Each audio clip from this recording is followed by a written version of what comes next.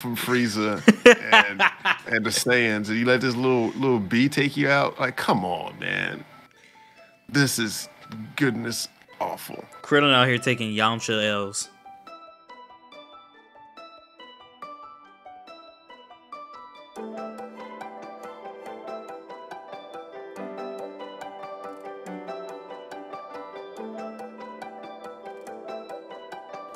Ladies and gentlemen, welcome back to Irbal Sinergy, the shop. I'm your host, Jay. And with me, my co-host, as always, Irby. What up? What's up, Herb? How you doing, man? You know, living life living me, the usual. A little bit of both. Yeah, dog, as always. Nice. So, you got a flavor this week, Irby? Yeah, I'm gonna go with the best dad in the Dragon Ball Super universe. That is Mr. Piccolo. So, backstory: Piccolo. He really out here raising Saiyan children and grandchildren. Yeah.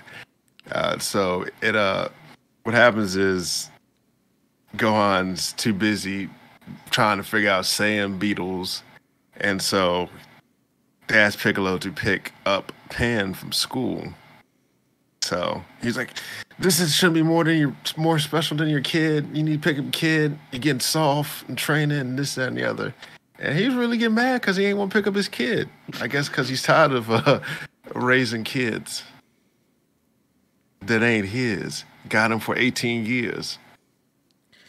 I'm a little upset with Akira. I think Tokiyama is his last name. Yeah. But like the movie for this specific part of the manga came out months ago. I don't remember how long ago, but it came out a while ago. Why'd you break it into parts? Year. Just release, even if you didn't put it in one chapter, release the whole damn thing. What are you doing? Anyone who watched the movie knows what's about to happen. Well, I guess they're trying to use this part as like filler per se. Well, the problem with this is it's still gonna be another month until the next chapter. Yeah, they got to build the suspense and take the time. What suspense, bro? Piccolo and Gohan about to get two whole new forms. Yeah, could be like that.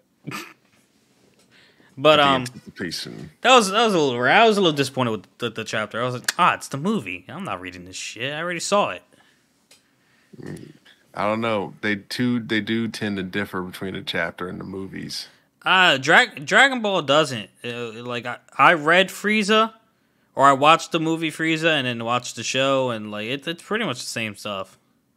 I even think that even happened in the manga, and it was pretty much the same thing as well. No, the Super Saiyan Red one, that was a little different. That movie. I might go through it to see if there's any differences, but like I didn't care enough for it to even bother. Like it's. Oh, so now you don't care about getting people a good review? Well, it's just like it was already out months ago. First of all, the manga is supposed to be out before the visual animations. Terrible. So the fact that you're going in reverse is like, all right, well, I don't really know what to do. He might even give up on Goten and Gohan after we get done with this. Because this part of this movie doesn't focus on Goten and Trunks at all. We went from focusing on Goten and Trunks, and now we're about to focus on Gohan and Piccolo for the next, if it continues at this rate, 2 to 3 more chapters. Yeah. Yep. And then on the bright side, we'll get occasional glimpses of Broly and Goku and Vegeta. Oh, yeah. But on to my flavor, and then we can talk about fucking Dragon Ball if you get two shits. My flavor is coming straight out of Revengers Episode 1. That is the new anime replacing the Sacred Blacksmith. And it is at the very end of the episode when Raizo was rushing to his fiance, ready to commit seppuku to atone for his sins, and boom, homegirl already stabbed herself through the neck. On the kitty. Yep. I was just like, no, damn. I mean, she kind of looked like she had a long face, so I think she was just always sad, but homegirl was depressed, so I don't know. That I was like, damn. But that show had a couple moments that could have been my flavor. Well, she did, go through a bunch of traumatic events at one time. She did. So, yeah. She did. Anyhow, so what we talking about first? Whatever you want, big dog.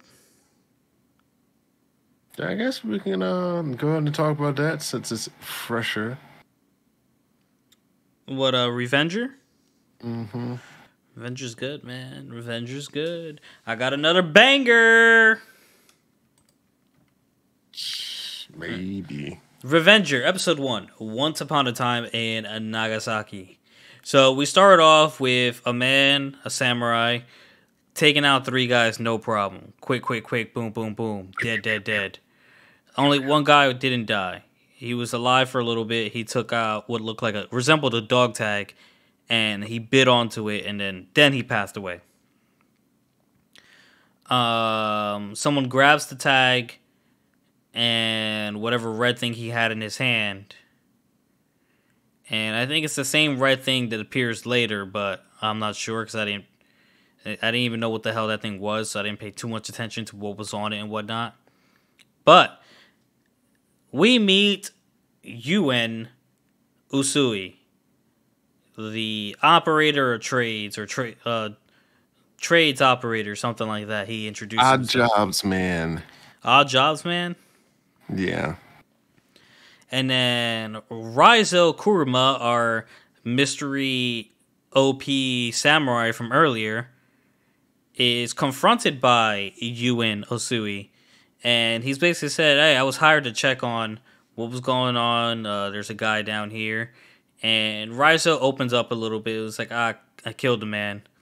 I was like, well, hiding down here ain't going to do much. But it was actually my job. I was like, oh, so why are you hiding? It was someone I knew. He was important to me. And I don't know how to face the people that were close to him. So Yuen talks him. Yuen really just listened, and like Raizo kind of like talked himself into like, all right, I need to go back. So he decides to start going back, and 3 guys show up to confront my man Raizo, and they didn't look like they were there to escort him as he stated, which very shortly after got confirmed when they revealed that Raizo killed his own father-in-law. Yeah, let that sink into your head. His father-in-law, for bringing opium. What was it? Opium. Yeah. Which is what exactly? Isn't that a drug? Yeah, they use it to make heroin and what's the other one? Poppy. It's like poppy and other stuff. Well, heroin, poppies, pretty much. Black tar, heroin, all that crazy stuff. Gotcha. So he was told that the father-in-law, whose name is, I should have it down here somewhere, but I don't think I do. So the father-in-law was... That's because they didn't say it. And they just kept referring to him as father-in-law. I think I think Ewan said it later. It might have said later, but I didn't write it down. I know you said the guy of the head clan man. Yeah, Matsumine Jonoshin. Yeah, but never really got the father-in-law's name, so I just kept putting him as father-in-law. I put father-in-law too a lot. So the father-in-law was bringing in opium, and then they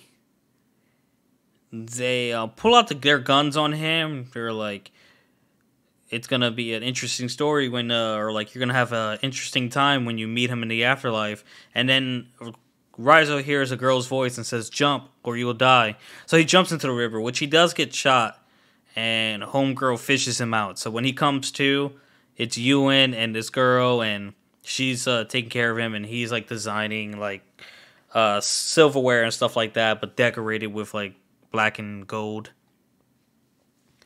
So then he drops the bomb on Raizo, like, "Hey, your father-in-law, he wasn't actually betraying whatever lifestyle you guys were living. He was actually trying to expose Matsumine Jonoshin, who is the real person bringing in opium, and used you to kill him because he was about to expose him, and he hired us, and that's how I know all this."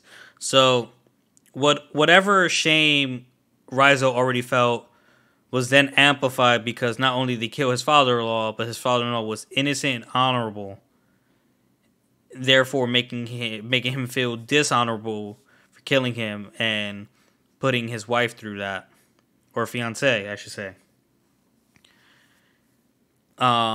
So Yuen tells him, "Soaking about it ain't gonna do no good. Let's do something about it." So they set up a plan, and Raizo tells them there's no need to worry about an escape plan for Matsumine. He trusts his guards, which will come back into play later on. So he sneaks Ewan, the girl, and a guy all into, let's say, the clan for the sake of the story, because I don't really know where Raizo comes from. I don't think that was really said. Or is it called To the Mile of Satsuma? Is that area just called Satsuma? I don't know, dog. I think it's called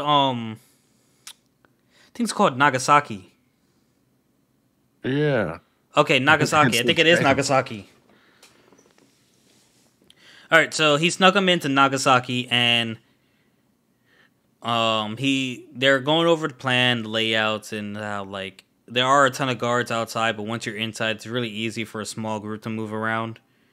And they tell him like, "Hey, you might want to chill here. You don't want things to go wrong with your injuries."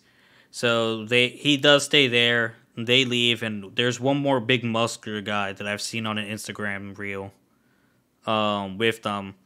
And they go, and like everyone's tied up.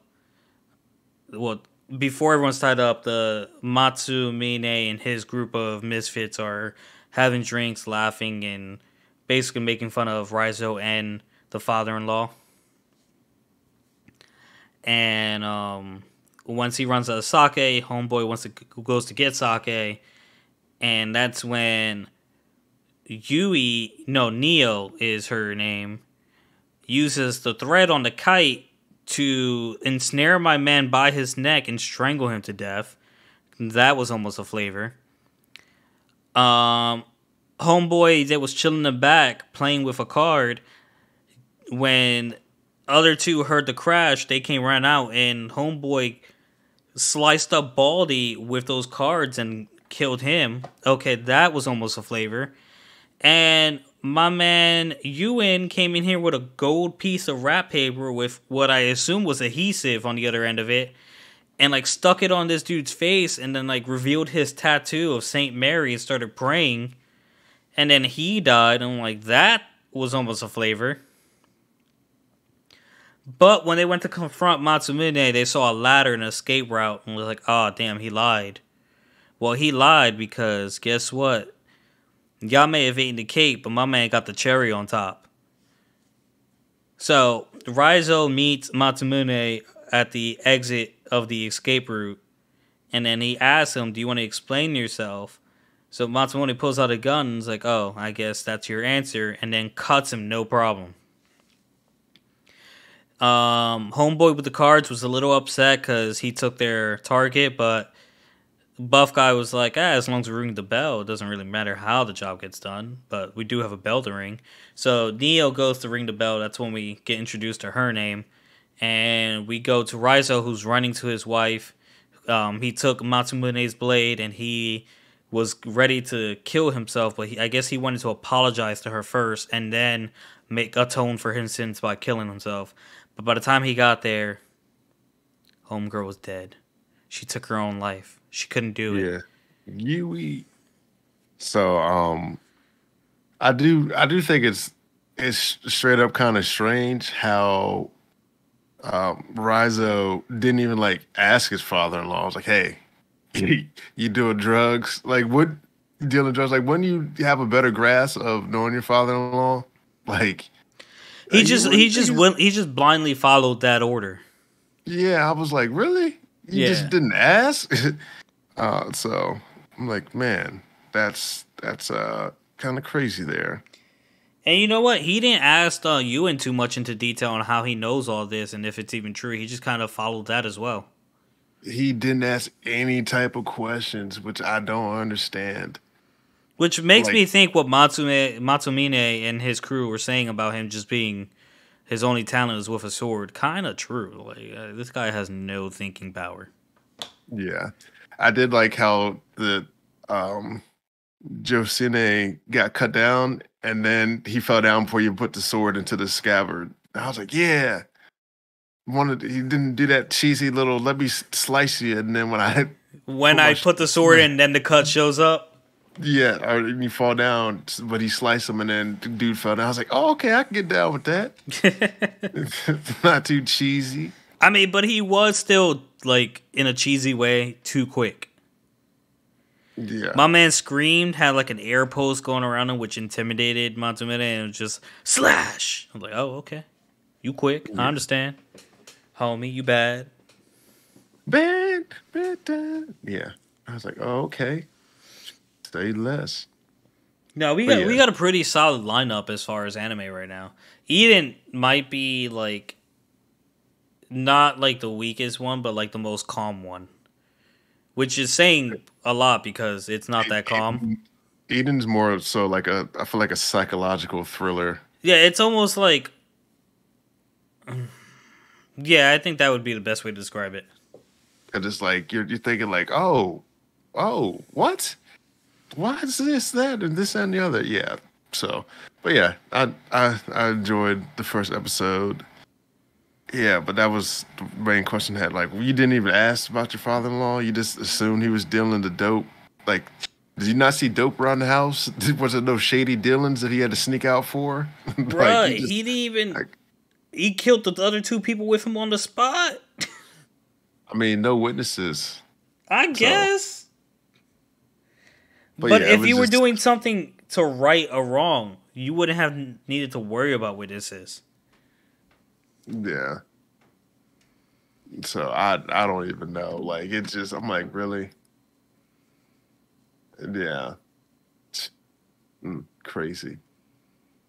But yeah. So. What next, El Uh, Capitan?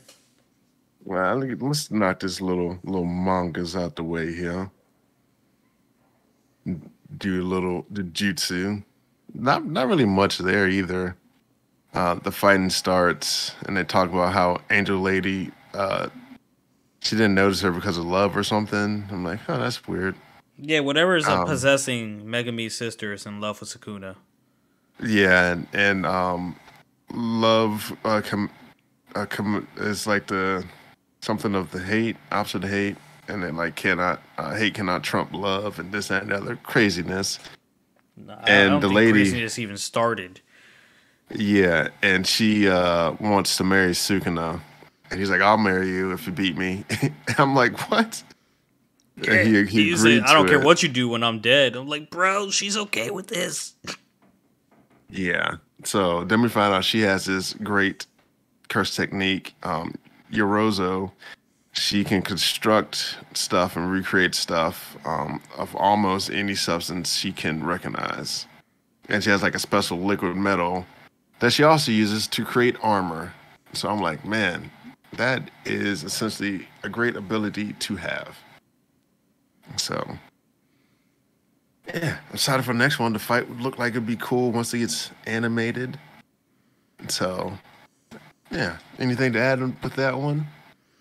I'm actually really excited about this fight coming up, and it's mainly because I want to know what Megami's impact on the fight is going to be. Yeah, whether he's going to be strong enough to hold off not killing his sister. Yeah, because we still don't know what makes Yuji different enough to where he can suppress Sukuna, and the only hint on the only hint as to why that is what Sukuna said last chapter about Yuji being from that time. That clan or something. Mm-hmm. So we shall see. So yeah, that's Bath Part 2 was the episode. And we'll go on to a little bit of super here. Chapter 91, the Red Ribbon Revival. Yeah, let's read Super. So Piccolo picks up his granddaughter Pan from school, and Pan's playing Great Saiyaman. And so Pan, she ends up chasing a frog off the cliff. I'm like, oh man, I'm like, she can't fly. But we find out that also Pan wants to be a superhero. And then Piccolo agrees to train her. And Krillin's in the meeting about Hito and the Red Ribbon Army and how they want to recruit him. And they end up picking up Hito from the school. And my man knew of everything because he made a modified wasp and they were keeping tabs on him. And so Krillin, which I don't understand what Krillin's really doing. Like it's like he has superpowers when he wants to, but the other times he doesn't. And so Hito sent out the wasp to knock Krillin out. And the guy from the Red Ribbon Army is offering Hito $1 billion per android created. I'm like, oh man, that's pretty nice money there. And Krillin ends up fighting the wasps, which I don't understand. Why didn't he just key blast it and get it out the way? I don't know. Krillin out here doing the most. Yeah, like he could just just destroy that thing and then kept him moving. Then so Hito asks what's the biggest obstacle and says it's the people that took down Cell. He's like, didn't Hercule do that? And he's like, no, not Hercule. And I had the thought right here, why hasn't anyone else looked into this? If the Red Ribbon Army knows, why does no one else think about it? Like, really? Y'all just let this man pull the wool over your eyes? This Hercule fellow? Hey, man. Ignorance is bliss. I feel like it's like the trolliest thing. I mean, the announcer at the tournament knows it wasn't Hercule. It's like, it wasn't really Hercule, was it? It was definitely you guys. It makes no sense. Why did this... I feel like it started off as like a bad joke, and he just let the joke keep running. That man has an image to uphold. How dare you? I'm talking about the writer. Oh. That man has an image to uphold. How dare you? Like, it's like the biggest troll job in history, knowing that y'all seen Hercule go and started smacking dude, and he just got smacked like a fly. And then you're like, oh, no, that must have been a fluke. No, man, you saw that man get his tail whooped. Plus the irony in the fact that they call him Mr. Satan and they treat him like a saint. Yeah. It just blows my mind still. But then they acknowledge that it's Boma of Capsule Corp. And he kind of tried to feed into this whole alien narrative that they're just aliens just waiting to take over the planet. And they're acting like superheroes. I'm like, that makes no sense because they are superheroes. And so... To be a child and that gullible. To be a genius and that gullible. Yeah. So then the wasp ended up coming back because Krillin had smacked it away. And it takes out Krillin in like one shot. I'm like, how it take you out, dog? You survived ass whoopings from Frieza. I mean, like, not all of them. Most of them from Frieza and the Saiyans. And you let this little bee take you out? Like, come on, man. This is goodness awful. Krillin out here taking Yamcha L's. That's what I'm saying. He's the new Yamcha. So then Pan and Piccolo spar. He's like, oh, you already got more talent than Gohan. And then this is where my flavor shows up. How Piccolo goes to Gohan and he's like, oh, gets mad at him. Like, this isn't more important than your child. And this and the other. And he gives him a suit to train in. And then Piccolo goes back and meditates. And he is attacked by Retro. So... looks like it's about to heat up. Gotta wait a whole another month to see what happens. Yes, sir. What you got to fill in there? We can talk about Boruto. Might as well bang out all the mangas. Nah, I'm saying what you got to fill in with Dragon Ball Nothing. I Z. already watched it. Yeah, because you definitely didn't read it. I already watched it. Nothing. But all right. All I On to have to say Boruto. is, after saying nothing twice, all I have to say is, I don't really care for the two new forms we're about to see. I don't really care for you. Mm. No, I'm just kidding. But yeah. Chapter 79, Boruto Omnipotence. So this would really I was like, really? This is what you could do, Sarada? She tells Sasuke and Konohamaru to be careful pursuing Kawaki. And I'm like, really? You weren't even careful when you approached him the first time and got my boy sliced up. Like, come on, True. man. True. Yeah. So so then we found out that Armando has a code that can shut down Kawaki. And so then Ida, she leaves and flies to go get Kawaki. And eventually she gets to Kawaki. And he wants her to take out Boruto. And he gets into this whole monologue like, woe is me. Why had to be a nobody like me? This, that, and the other. I'm a nobody. No one's gonna miss me if I were to die or something. And Momoshiki, he wants him to take out Momoshiki and protect Lord Seventh in the village. Yeah, and he's done with his pity party, and he still wants to kill Boruto. And so Ida reaches out and touches Kawaki, and then all of a sudden a big old spear of light comes through. I'm like, oh, okay, that's something different there. What happened there? Fucking spear bomb. Yeah, it goes around the Earth and everything. And do you think it's the Earth? Did it I'm went? not.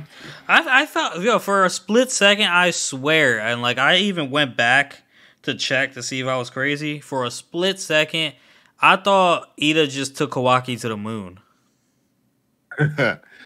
Yeah, I was like, oh, is he? Cause I was like, is this Earth they're on? I'm not sure if they ever called it Earth.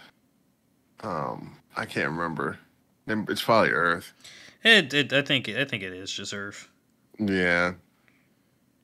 So the light happens, and there's like some sort of like resonance happens, and apparently they switch places, Boruto and Kawaki, and it's a god power, the Shinjutsu,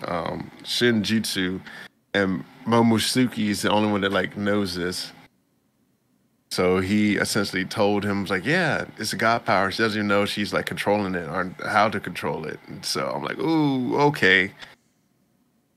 And what brought upon it was Kawaki's desire to become reality. So that's what precipitated the switching of the places. Trading places. Yeah, which I'm like, man, like, oh, who really knew this? And yeah, the last part kind of tripped me out too. When they're like, because apparently only some people aren't affected by it, and I think it's Sarada is not affected by it. Ida and Kawaki's not affected by it, and Boruto's not. It's gotta But also be like I don't know when they'll ever come back into the picture, but it has to be Naruto and Hinata too, right? I don't know. And I was thinking, how is Sarada not affected? Yeah, But she I literally think has nothing special about her other than the Sharingan, which Sasuke has, and Sasuke was affected. that's what I'm trying to figure out. 'Cause I'm like, and Sasuke even had the Rinnegan in this. Like I don't like, even though the Rinnegan eye gone, like some of the tissues should still be in there. Yeah, I mean, I, like the I only and Sasuke's Sharingan is far more developed. in advance, like he could do the Mongekyo, or maybe it's because her eye's so weak that allows her not to be affected. No, because like there are people with like regular ass eyes that are affected. I don't know. Because like the only thing about Sarada that would make sense is the Sharingan, but even that doesn't make sense because of fucking Sasuke. So it's like, what is it about Sarada that like this isn't affecting her?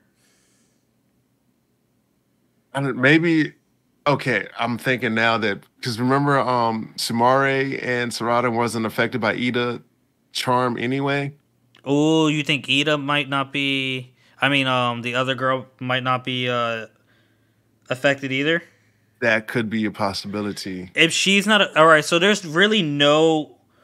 They didn't explain why they weren't affected by her either. But if Sumire isn't affected by this scenario, then that could be the missing piece right there. Yeah, but we don't know. Someone will have to let us know something, and it probably won't even make sense because nothing ever makes sense. No, as far But as I'm concerned, right now this is a plot hole. yeah, and then so the end, when they're like, "Oh, did you get Naruto back?" and Kawaki tells Ida to tell him that Boruto killed him, and I'm like, "What? What? My God!" He's gonna And keep this him is there, bro, or he's gonna kill them. yeah, I don't know. Like, but killing them is I don't get what's going on. I don't get the plan anymore. yeah. So I don't know. I guess Boruto goes away and trains for like 3 years and comes back to find the hidden leaf destroyed and has to fight has to fight Kawaki. I don't know, You think but we're? I'm like, I man, mean, I guess we are approaching the time skip. I mean, we have to yeah, be yeah. I guess I don't know. It's because they're not going to show us Boruto running from the leaf for like 3 years. you could. I Yeah, don't I know. guess they could. Little montage every 6 months. The chain of events. Where he almost gets caught and then flees again. Boruto Shippuden. I don't know, but You I'm are like, my man, friend, not no, not even. instead of chasing Boruto to save him, Kawaki's chasing Boruto to kill him. Yeah, Oh pretty my much what he wanted god. to do anyway. And I But really yeah, want to know now that I know how they end up fighting each other when Boruto first started. Like now that I kind of have an idea of how that's going, or like how that ends up being what happens. I really want to hmm know more now than ever. Where's Sarada in this situation? Where's Naruto in this situation? Where is I love Hinata. I hate what they did with her figure, but I love Hinata. Where's Hinata in this situation? Like, locked up. and how do they change? How do they change the pictures? Like, there are literal pictures of Boruto in Naruto's house, clothing and everything. Like, how are they? But then again, they thought Kawaki had a messed up eye. Or was his face hidden the entire time? I'm so confused. Yeah, I think everything just switched. So, um, yeah, I don't know. It just the recollection. So I guess whenever they see Boruto in Boruto's place, they think it's Kawaki type deal. I Like the haven't mind said just this in a plays that while, but I game. need the new next chapter. I need to figure out what direction we're going with this. Yeah, Boruto's on a run. Is Sarada gonna go with him? Cause like it ain't gonna be good for her mental health to stay. yeah. Something's going to have to happen where they let someone know something. I feel like she might tell Shikamaru something. And Shikamaru might be apt to believe it based off of Ida's power. But she Shikamaru would told be the best bet, but he can also just as well is like, and is Amado affected? we don't know because they didn't say anything about it. I know, but he won't actually help the situation because Shikamaru just won't believe him. But what they could do is they could capture Boruto and then he could say the cut down sequence. And if Boruto still moved after that, then they're like, oh, this isn't really Kawaki. Yeah, and also, Ino can do the searching memories thing. But everything's switched anyway. No, on Boruto and Kawaki, it isn't. Yeah. If she searched Boruto and then like had enough evidence to convince Shikamaru that like, hey, we need to search Kawaki, that could be a thing. But then it's like, hey, I gotta explain to this entire village that Boruto is the Hokage's son when they believe it's Kawaki. Yeah. I don't know. And I'm like, just look at the hair. Look at the hair. Look at his eyes. What are we doing here? Essentially, I think it's a genjutsu. It's like an advanced, Yeah. a real jutsu. Yeah. So, but yeah. All right. We're gonna move along into some Eden of the East here. After you. Yeah. Then we'll follow that up with some high card and finish with the Magical Revolution. Yo, I wanted the next episode so bad. Oh yeah, I watched it already. Damn. No, I'm kidding. But Double damn. Eden of the East, searching for the path already lost. So my man Takizawa wakes up from his nightmare of Johnny ripping a man in half. I'm like, oh man, that's kind of morbid. And What a way to wake up. yeah. So then he asked Saki, who was here? Anyone here when I was down? And she's like, oh, there was no one. I'm like, you just seen a lady grow wings to fly out of there. Why you gotta lie? And then so we come to find out that Osakai's bag was actually stolen, which I had pitched that idea. Yes, you did. I was like, maybe it's not here. Maybe his bag was just stolen. And, I was right. And he turned his phone off because he's being hazed by his other co-workers. And so then was the Osakai doesn't want the team to work with Takizawa for some reason because his pride won't let him. I'm like, really? Your pride? You mad because he took your girl? But if he really took her, was she really yours to begin with? Or be cold. I mean, it's the truth. Man was in love.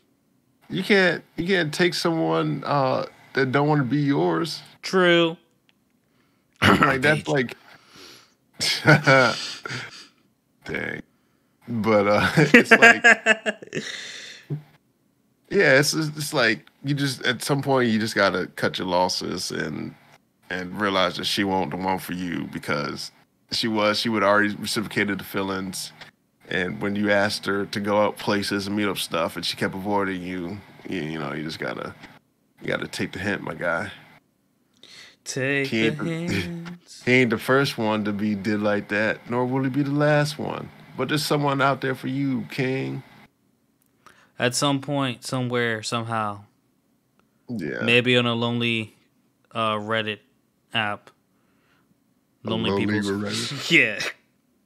Dang. That's a website he was on, right? Like some website for lonely. Yeah, lonely link up people.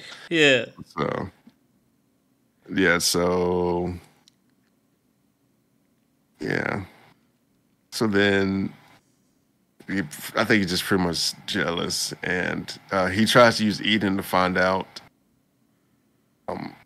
who Taki is. But a little bit before that, he leaves the office and he's like walking through, sulking, and then he sees Taki and Saki show up, and he's like, being real stalker mode, looking at him, and he gets Eden. And then so Taki shows up with the phone to the office. He's like, I want to get the data off this phone at their meeting. And they talk about this guy called Panties. He's a consultant programmer that they use. Freaking panties. Yeah. And then so Osakai, he gets people responding to his quote requests, and he's like, "Oh, this is so and so. No, that's so and so." Like no one has a definitive idea on who he actually is.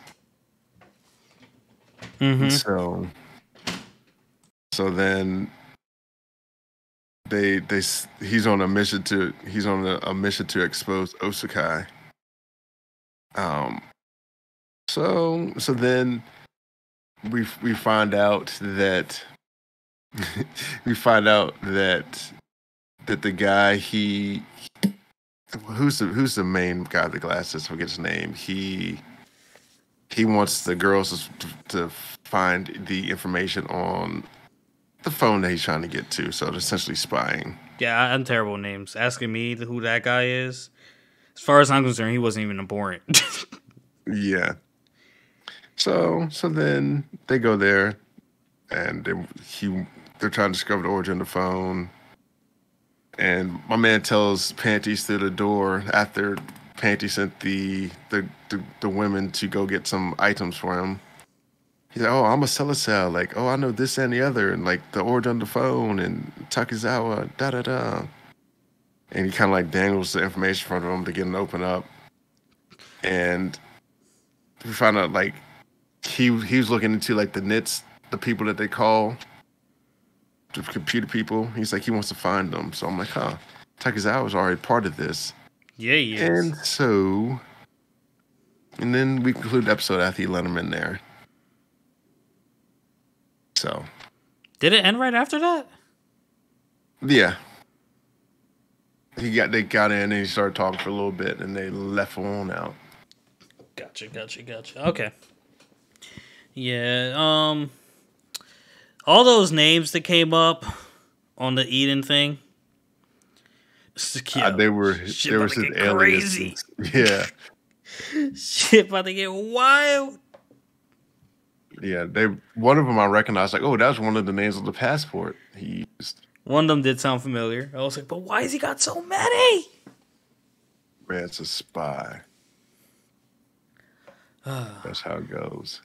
All right, High Card, Episode 2, Make a Choice. So Five of Hearts said, shoot me. Like, we picked up back on the standoff, and Five of Hearts just straight up said, shoot me, which made me think, all right, like this guy is kind of like there's something going on. Calories high. I think there's something like energy wise that it is involved with his ability. But and then a car is approaching and Five of Hearts guy says Vijay. Get him, and like the vines catch Finn, and we wake up to an old dude, another guy, and a girl in the room. The old dude pours Finn a cup of tea that actually turns out to be really good, and they looked up homie's record while they were explaining the situation to him, and like knew everything he was got into. So I guess he's got a record. And the old man was explaining what they do. Like, hey, there's 52 of these cards that we know of. We're collecting them in secret. People could really do harm with these. And yada, yada, yada. And they're like, why are you telling him all that? So we go over to the scene where we see a guy with a muscle card enters the fray. And he's, like, impervious to bullets. And, like, he left a dent in the ground. And the old guy, we go back to the old guy explaining, hey, cards choose players. You can't just...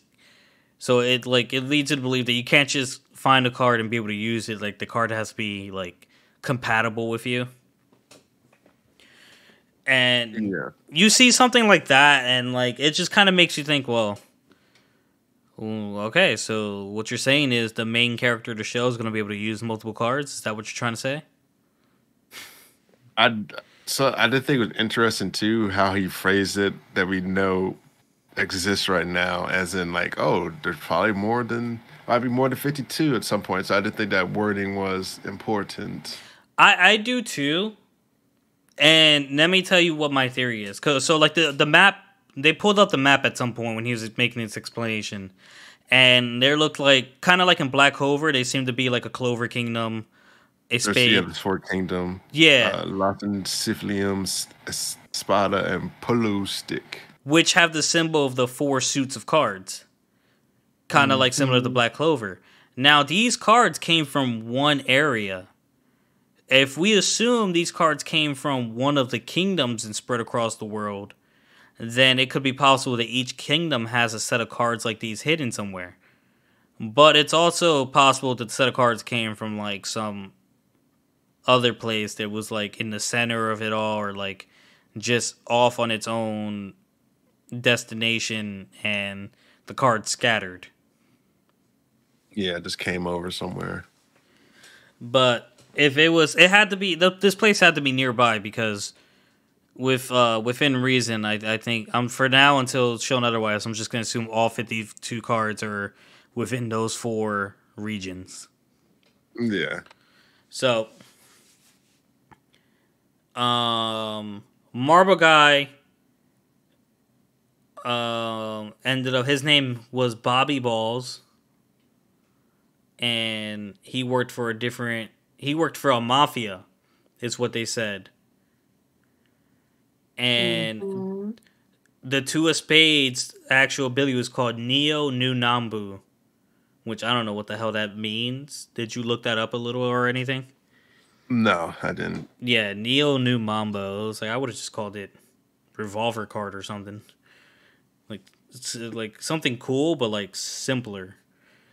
I don't even know what any of that means. Neo Nu Nambu. But, and an example of simpler, VJ, is that his name? VJ? The green fruit. The green card. That's what it is. Literally the green card. I still don't know what number it is, but I have to imagine it's a clover. Yeah. So, Chris, who is the calories high guy, explains his card, and he is basically immortal when it's active. But he says the only thing is it makes him really hungry. So I'm speculating that he's only immortal as long as he still has carbs to burn into calories. Yeah, that's what I was gonna say. So they're eating at a dessert shop, and this bald guy is making a fuss because I guess the timid guy spilled the dessert on his shirt, and Finn immediately like tried to step in and help him out, but he was about to get hit, and Chris intervened and like stopped the punch and like pinned him down on the table and was like, "I'll let you go if you or like I'll teach the kid if you forgive him." But it's like, all right, just let me go, and the guy left.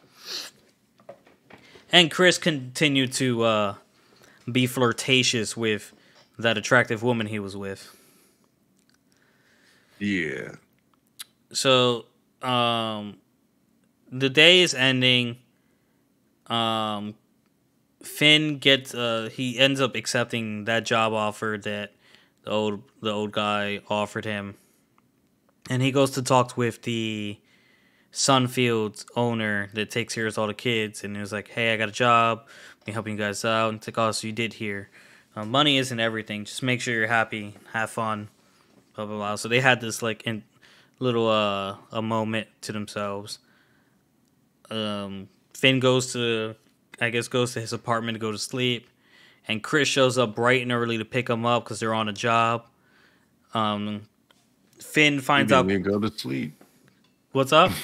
I said Chris didn't even go to sleep. Yeah, he didn't, bro. He had he had the woman's earrings in the car. So, what you do in a company car? It's like, oh, you're a virgin. He's like, shut up. Yeah. So, Finn found out very quickly that they weren't on the sales job. They were on the card job.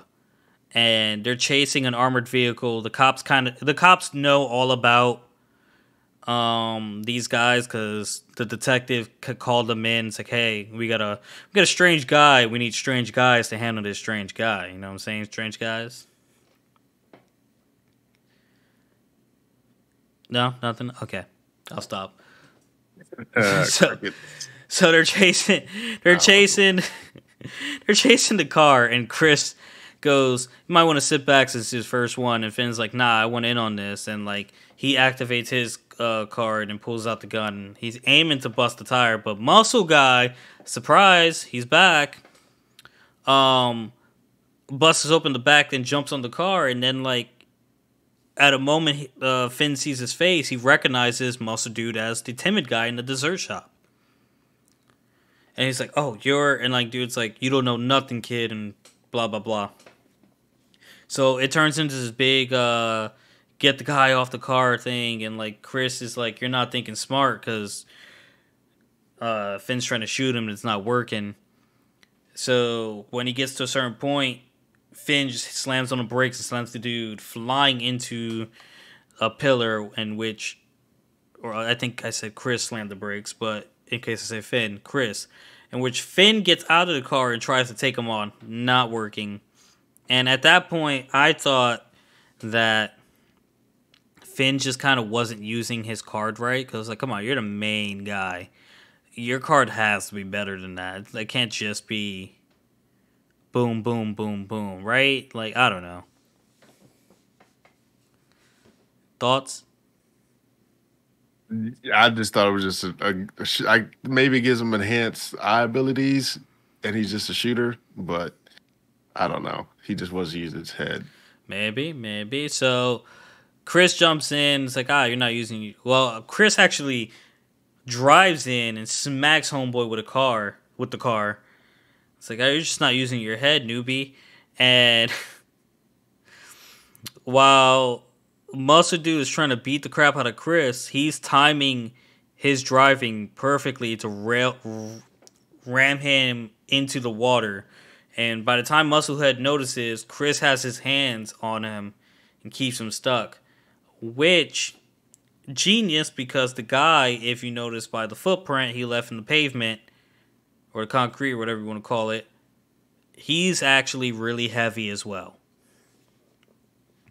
So the guy with the extra weight couldn't actually survive, and Chris was about to drown, but my boy Finn, with his excellent eyesight, shot holes into the windshield. And all's well that ends well there. They retrieved the Three of Hearts. And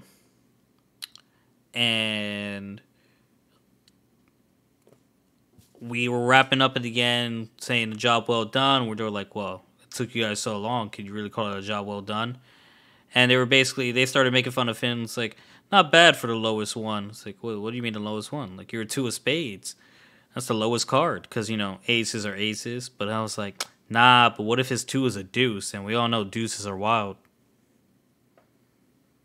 That's one way to look at it. But I was thinking about it in terms of like if you played the game spades. Mm-hmm. Maybe if you say like play and then you're like spades or something, like he's actually the third strongest card. So It depends. Hey, some games he's the strongest card. yeah, it depends. So I'm like, Depends. Yeah, it depends on what card game you're playing. But I was like, nah, I know what a main character has the weakest card. I mean, like, I'm not seeing the setup here. That would be one of the all-time leadiest. Like, you'd be like, okay, I can definitely get behind him being the weakest one. Yo, it would definitely be different, and like I'm okay with different, but like for now, you can't convince me there's not something else going on with that card. Yeah, or meow. Yeah, but that was another good episode. I enjoyed the episode. I will try to get better at explaining these things, guys. Promise. I actually wrote a lot of notes, just don't know how to get through them as eloquently as Irby, or elegantly. Maybe I don't even take notes. I just try to remember stuff off the top of my head. Nah, you take notes, dog. Maybe. Yeah. So, on to the magical revolution of the reincarnated princess and the genius young lady. I lost you for a second. Yeah, my computer's doing weird. The screen keeps timing out. But yeah, magical revolution. So it starts off, the magic definition of the monster and commoner, which that shows up later. So we get someone saying Lonnie's origin story, how she was an orphanage, and while she tells her story, there is a commoner. She falls to the ground and she's harassed by a group of boys. And we found out that Algard's grandfather tried to change the kingdom, but he did it half-heartedly, so no change was brought about. And then we flash to Lonnie talking to Ilya because she's concerned she's a vampire. And Ilya hits her with, I do think this is sound advice. I was like, I'm gonna have to start living by this. If you fret too much, happiness will escape you. And I'm like, huh, that's really really nice. Instead of looking at stuff, bad days or whatever, you think they'll be forever. They not. That girl, I ain't gonna do it to him, but but yeah, you know where I was going with that, man. I gotta tell you what I told him the other day. If you remind me. Yeah, that's a off-air one. Yeah, but yeah, it's brighter. Sometimes you gotta let people just fall out your life. So anyhow, because they don't bring you happiness, and someone infiltrates the villa. I'm like, ooh, okay, someone's there, and they're walking through, and Ilya, there's like gas. Someone wanted her to jump out the window, so she does to escape the fog. And Algard is there, and he's attacking. I'm like, this little twit here. And so he ends up shooting Ilya. I'm like, oh no! And then he strings up Lonnie and stabs her in the chest. I was like, oh, he's going for the magicite. So I'm like, man. So then we flash to the lecture hall, and it was it Mirowitz Chateauroux is talking to Anna's. He's really not saying much, and she's like zoning out. And then I'm like, something's fishy here. And we find out that it's really just a ploy to buy time. And then at the last, when she's usually like, oh yeah, I'm gonna go find Tilty and talk with her and Yuffie. And he grabs her and he tries to make her sound like she's crazy. And he's like, oh, she's going crazy. Everyone restrain this woman. And and this, that, and the other. But really, he's the one that was holding her. Because he was trying to make it seem like she was grabbing him. And then she's like, oh, get your hands off me. Like, anyone with the two salts was looking at altercation, like, something seemed a little fishy there. Because why is he grabbing her, talking about she grabbing him? I would have been like, no, guy. You're the predator in this case. You wild right now. Yeah, so then she summons up the dragon power and pretty much body slams the boy to the ground. I'm like, ooh. Okay. And so after this, they call her a monster. And the royal guard's trying to subdue her. I'm like, why are y'all trying to subdue the princess? This is the princess. This is the princess of your kingdom. Like, this is the king's daughter. What are you guys doing? Like, even though she renounced the throne, I'm like, it's the princess. She still is in some sort of esteem. Where's the etiquette here? I think I said that wrong. Horribly wrong. The etiquette? Yes, that. Etiquette, yeah.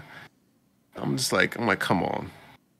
So they try to block her, and Yuffie helps, and Tilty also uses her magic to help her escape. And then they fly to the scene, which, by the way, Yuffie using her wind power to fly is something completely that I don't think they've seen before. No, we haven't. So it's like thinking outside of the box. Like, Honest showed her different ways to do things, and she's thinking outside the box and thinking for herself. So I'm like, okay, she's growing as a character. She's getting stronger. Stronger, better, faster. And so they get to the scene, and Algard is implanting the magic site into himself. I'm like, oh, this diabolical deviant here. And they administer first aid. Don't know if Lonnie's going to make it, but she has a chance because she's a vampire. So we shall see if she makes it through. And so then they start talking. Algard speaks. He's like, oh, I don't let emotion govern my decisions. And I'm like, oh, he twit. Are you sure about that? Yeah. So he's like, oh, then he calls them both monsters for seeing the powers of monsters. And I would like to say that, like, I don't think she was seeking power in monster. I think she wanted the magnesite to experiment, and the dragon just happened to curse her. And I think the curse gave her the ability to use the dragon's power as well. Not too sure, but that was my 2 cents. Like hers was kind of earned, versus his was like kind of stolen. All right, And he, I admit Al is a scumbag, a dick. A he's being a real Sasuke right now. A yeah, real pre-Shippuden Sasuke.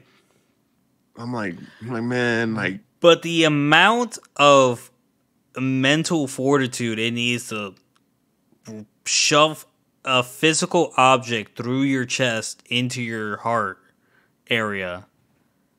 I was just like, yo, my man wild right now. yeah, I could do it. I If I can't. had to. If we were in a magical world and it was like, here's a power boost, I'm like, all right, I'm You gonna do put it. me in that kind of scenario, maybe. But for I mean, now, I can't make that call. if it was like, oh, we need a power boost, so he's gonna slaughter everybody, I'd be like, all right, well, I want to live. I'd be like that, but so Fair. so yeah, so yeah, maybe different circumstances. So yeah, because essentially, um, I thought his was worse because he killed like a human being, and essentially she killed a dragon in defense of the kingdom because the dragon was going to come destroy everything if she didn't get up out the paint. Mm-hmm.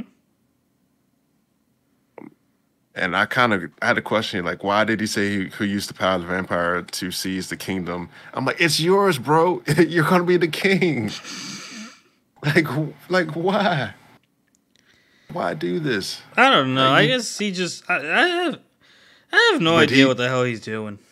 but later on he did state that like, oh, the people wouldn't follow a king unless he had power and this, that, and the other. I'm like, oh, man, speaking like a real Sasuke here. And so, yeah, he talks about how people actually wanted Honest to be the ruler, and she um, didn't have any magical ability or anything along those lines, but she was like better suited for it. But she didn't have any power, so she couldn't do it. I And just love that you so, said speaking like a real Sasuke here. yeah, Because he is. He's being a little Sasuke. Stop. yeah. Tension And whore. so, yeah, and so he's like, "Oh, I had to become a monster to catch up with a monster." I'm like, "How is she a monster? Like you had this plan since before she was doing that." Nah, but I love that she was like, despite all this, you really think you got what it takes to beat me? Especially when we're on equal footing. I'm a gold level adventurer and I just got a power boost. Are you even thinking? Yeah. So, because then we find out that there's been some stuff before, and the nobles kind of like rejected the idea of non-powered people being equals and this that, and the other, which happens to everything. Everyone wants to have power, but doesn't want to delegate power to other people. So, yeah. And then this was a line she talks about too, how she's like, yeah, you threw away your right, and Algard picked it up, and then she was like, oh, if I'm going to let's see, I'm gonna pick up the future that you just threw away. Uh, then I'll no, so I'm gonna pick up the future that you threw away, and then like I'll pick up your present that you just threw away. I'm like, oh, interesting. Mm-hmm. And then the fight starts. I'm like, oh, okay, finna get down, baby. Yo, it's about to be lit. Yeah. I was like, oh, she powered up. She did a little stance and went to swing it. I'm Yeah, like, but man. I'm like, man, listen. I'm ready, boy. It's probably gonna be like overwhelming too. It's probably not even gonna be close. It might not. I definitely think she shouldn't let him hang around because then she won't. Because I think time's of the essence. Because she'll have to have some time to save Lonnie if she finishes it quickly. Mm-hmm. But who knows? We'll see. I'm like, We'll see. I'm like, okay, man, yeah. So hopefully it will go by. So you got anything else on your mind, Herb Dog? No, dog. Got nothing. All right. I just wanna say real quick how terribly and really, really just disgusted I am with the new Solo Leveling release date. Yeah. It's coming out next Yizzles. Every day that I looked up the release date, it said Crunchyroll is saying, or whatever is saying, the second week of March. And then the third week of March approaches, and it's like, 2024 is looking like a good year. Yeah. Damn, we're not even halfway through this year yet. Well, look at it this way. Maybe they'll get it and be really right. That it better be really right. Maybe they didn't want to put out an inferior product. You better not. Yeah. Got delayed a whole year. This ain't a game. It's a season. It's a 12 to 24 episodes of an anime. What are you doing to me? At least give me the first half. All right, but that's all. That's all I had. Yeah. Still upset, but you good, Irby? Yeah, I'm great. I'm dandy. All right, well, Randy. That's gonna do it for this episode. Thanks so much for listening. If you enjoyed, like, comment, subscribe, and we'll catch you next time. Peace. Peace.